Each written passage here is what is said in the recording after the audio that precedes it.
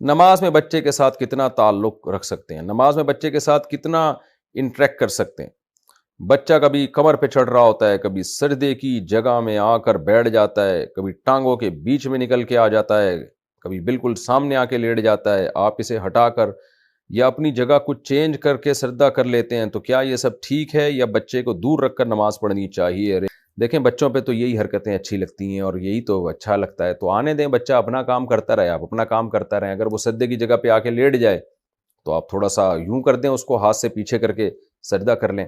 میری تو اپنی خواہش ہوتی ہے کہ جب میں گھر میں نماز پڑھ رہا ہوں تو بچے آئیں اور ہمیں نماز میں تنگ کریں. اس کا اپنا ہی مزہ ہے، اس سے اللہ کا قرب اور زیادہ نصیب ہوتا ہے، اور مجھے تو نماز میں دھیان نصیب ہوتا ہے، کیونکہ اللہ کا شکر ادا کرنے کی توفیق ملتی ہے.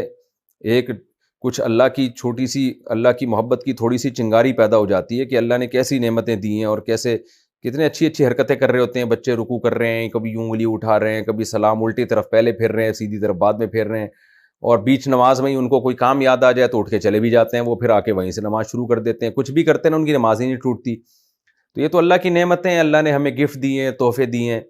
تو ہمیں تو بچے جب ساتھ نماز پڑھ رہے ہوتے ہیں تو اپنی میں کیفیت بتاؤں، مجھے نماز میں اور زیادہ مزہ آتا ہے اور نماز میں دل لگتا ہے. لیکن بہرحال ہر ایک کی کیفیت الگ الگ ہوتی ہے.